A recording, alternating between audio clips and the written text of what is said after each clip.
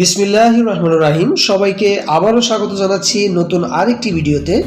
Welcome to screen print world. আপনারা যারা এই চ্যানেলটিকে এখনও সাবস্ক্রাইব করেননি তারা অবশ্যই সাবস্ক্রাইব করে নেবেন এবং পাশে থাকা বেল আইকনে ক্লিক করে দেবেন।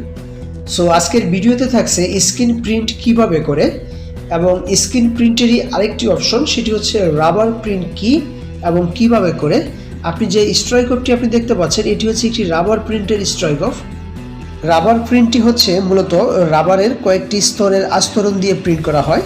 সো রাবার প্রিন্টের বৈশিষ্ট্য হচ্ছে যে আপনি যখন প্রিন্টটিকে ধরে টান দিবেন সেটি ক্র্যাক হবে না, মানে ফাটবে না। সো এটি হচ্ছে রাবার প্রিন্টের মূল বৈশিষ্ট্য। আবার যেগুলি পিগমেন্ট প্রিন্ট হয়ে থাকে সেগুলি টান দিলে ফেটে যাবে। আর পিগমেন্ট প্রিন্টটা মূলত ফ্যাব্রিকের যে গ্রিন লাইনগুলি থাকে সেই লাইনের সাথে মিশে থাকে, সেটি হচ্ছে পিগমেন্ট প্রিন্ট। সো আমরা রাবার কালার নিয়ে আলোচনা করব। সো আমি যদি আপনাদেরকে দেখাতে চাই যে আসলে স্ক্রিন প্রিন্ট কি, সেই বিষয়টি ক্লিয়ার করার জন্য আমি আপনাদেরকে স্ক্রিন দেখাচ্ছি। যে স্ক্রিন প্রিন্টে যে ম্যাশ আমি ইউজ করেছি, ম্যাশগুলি মূলত যে রেড কালার যে কেমিক্যালগুলি দেখতে পাচ্ছেন এখান থেকে কালার পাস হবে না, আর যে হোয়াইট কালার যেখানে দেখতে পাচ্ছেন যে এপাশ থেকে ওপাশে দেখা যাচ্ছে তার মাঝখান দিয়ে, সো এখান দিয়ে কালারটি পাস করে। সো আমার ম্যাশ কাপড় নিয়ে আলাদা আরেকটি ভিডিও আছে, আপনি চাইলে ম্যাশ কাপড়ের মূল ধারণা সেখান থেকে নিয়ে নিতে পারেন। তো ম্যাশ কাপড়ের সিস্টেমটাই হচ্ছে এরকম যে ম্যাশ কাপড় ছাড়া আপনি স্ক্রিন প্রিন্ট করতে পারবেন না। আমি কাছ থেকে দেখাচ্ছি যে আসলে ম্যাশ ফেব্রিক কেমন থাকে। দেখতে পাচ্ছেন যে ম্যাশ ফেব্রিকের এই পাশ থেকে ও পাশে আপনি দেখতে পাচ্ছেন, আর এই দেখা যাওয়াটাকে কালার পাঞ্চ করতে সহায়তা করে, কারণ এখানে হচ্ছে ক্ষুদ্র ক্ষুদ্র অনেকগুলি ব্রোকেন, যে ব্রোকেনের মাধ্যমে কালারগুলি পাঞ্চ হয়। আমি যে এখন আপনাদেরকে যে কালারগুলি দেখাচ্ছি, আমি স্ট্রাইক আপের যে একটা ছবি দিয়েছি সেখানে প্রত্যেকটি কালার এখানে আমি নিয়েছি। আপনারা দেখতে পাচ্ছেন হোয়াইট, ব্লু, ইয়েলো ইত্যাদি সব কালারই আছে। সো প্রথম অবস্থায় আপনাকে হোয়াইট কালারটি আগে প্রিন্ট করতে হবে, কারণ আমার যে চারটি কালার ছিল সেই চারটি কালারের মধ্যে হোয়াইট কালারটি হচ্ছে ফার্স্ট লাইট। সো আপনি যখন রাবার অথবা পিগমেন্ট টাইপের যখন প্রিন্ট করবেন আপনাকে অবশ্যই লাইট কালারগুলি আগে করতে হবে। যদি আপনি আগে না করেন তাহলে নিচে যদি আপনি ডিপ কালার প্রিন্ট করে থাকেন, তার উপরে যদি আপনি লাইট কালার প্রিন্ট করেন তাহলে নিচের ডিপ কালারটি উপরের লাইট কালারটিকে নষ্ট করে দিবে, যেটিকে আমরা বলে থাকি বিলিট করা।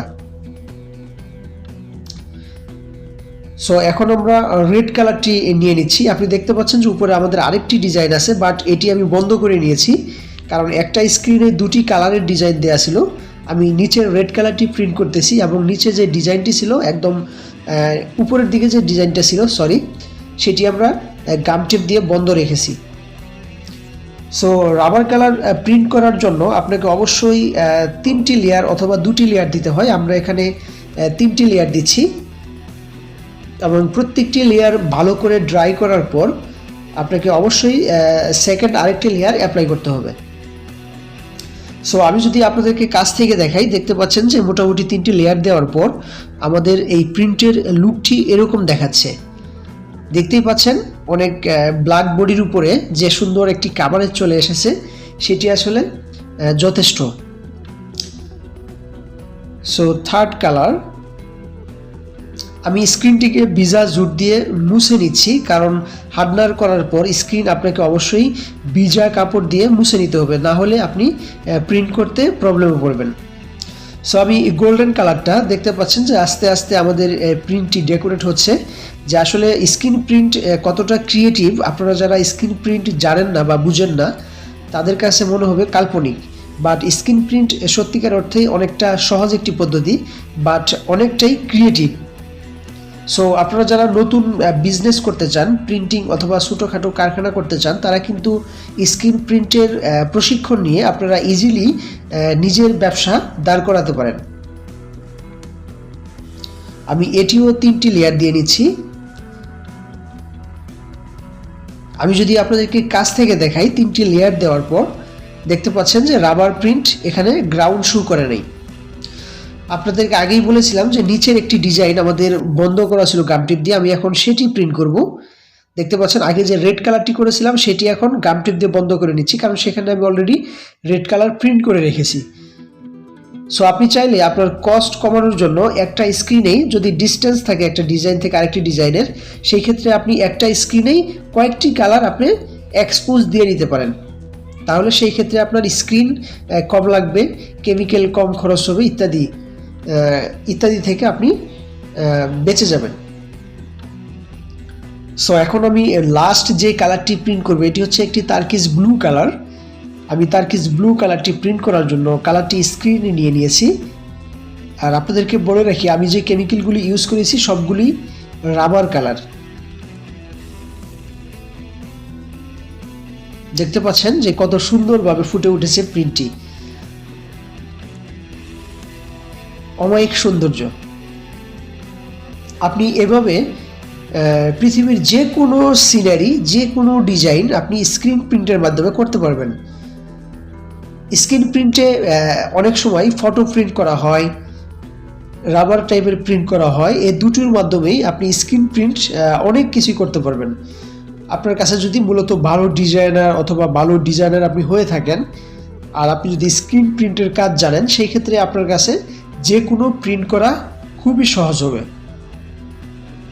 আমি যদি আপনাদেরকে এটির কাছ থেকে দেখাই, এটির প্রিন্ট কভারেজটি কেমন দিলাম সেটি যদি আপনাদেরকে দেখাই, দেখতে পাচ্ছেন যে খুব সুন্দর প্রিন্ট কভারেজ, এটি টান দিলে ফাটবে না। আমি এখন এটি টেবিল থেকে উঠিয়ে নিব। এটাকে অবশ্যই উঠানোর পর কিউরিং করতে হবে 160 ডিগ্রি টেম্পারেচারে 1 মিনিট কিউরিং করব আমরা। কিউরিংটি হচ্ছে কেমিক্যালটিকে